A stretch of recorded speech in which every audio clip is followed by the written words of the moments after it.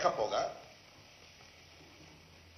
స్కాములు సృష్టించడానికి, అదేవిధంగా లోకేష్ బాబు గారు ట్యాక్సులు వేయడానికి,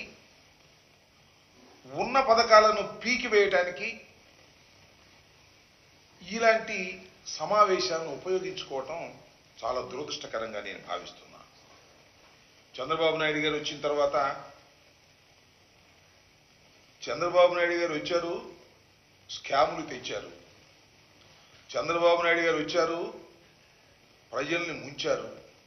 చంద్రబాబు నాయుడు గారు వచ్చారు, ఇచ్చిన వాగ్దానాలను ఎగ్గొట్టారు. ఇలాంటి ప్రచారం జరుగుతున్నటువంటి సందర్భం. నిన్న చాలా విచిత్రంగా చంద్రబాబు నాయుడు గారు ప్రభుత్వం ఒక నిర్ణయం తీసుకుందట. అదేమిటి అంటే వారి ప్రభుత్వం గురించి వారు గొప్పగా చెప్పుకోవాలి అని. చెప్పుకోవాల్సింది ఆయనే. మంచి ప్రభుత్వం, ఇది ఒక మంచి ప్రభుత్వం అని ప్రచారం చేసుకోవాలంట. వారం రోజులు కూడా ప్రచారం చేస్తారంట మంచి ప్రభుత్వం అని. నేను తెలియగలుగుతానండి, మీ ప్రభుత్వం మంచిదని చెప్పాల్సింది ఎవరు? రాష్ట్ర ప్రజలు చెప్పాలి. వాళ్ళు చెప్పేదానికి వాళ్ళు నోరు మూసేసి మాది మంచి ప్రభుత్వం, మాది మంచి ప్రభుత్వం అనేటువంటి ప్రచారం చేసుకోవడానికి ఒక కార్యక్రమాన్నే నిర్దేశించుకున్నారు. వారం రోజుల పాటు మాది మంచి ప్రభుత్వం అని ప్రచారం చేసుకోవాలి అనేది.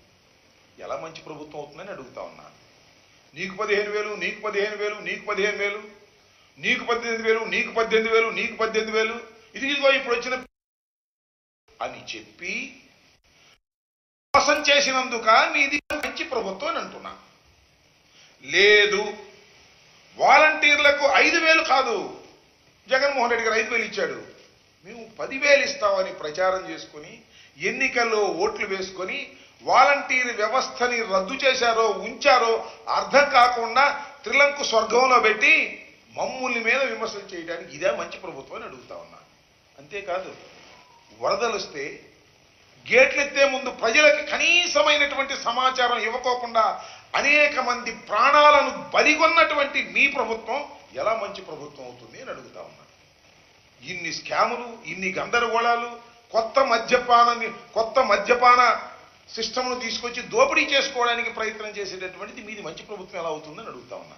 మంచి ప్రభుత్వం అని మీరు ఓదరగొట్టుకోవడం, మీరు డప్పాలు కొట్టుకోవడం తప్ప ప్రజలు ఎక్కడా కూడా ఇది మంచి ప్రభుత్వం, బ్రహ్మాండంగా ఉంది, జగన్మోహన్ రెడ్డి గారి ప్రభుత్వం పోయిన తర్వాత ఈ ప్రభుత్వం వచ్చింది, మేము హాయిగా ఉన్నాం అనుకోవడంలా.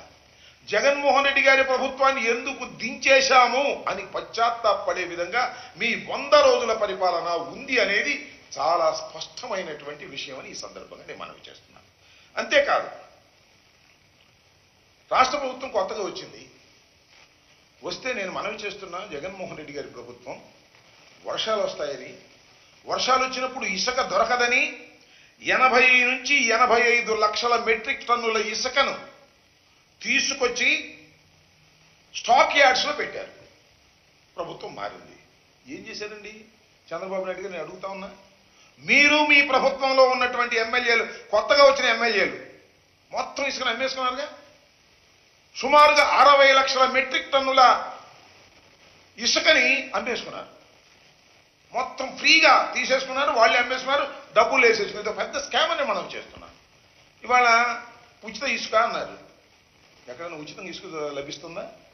ఒక ట్రాన్స్పోర్ట్ ద్వారా మాత్రమే దానికయ్యే ఖర్చు తీసుకుంటా ఉంటున్నారు. తడిసి మోపిడవుతుంది.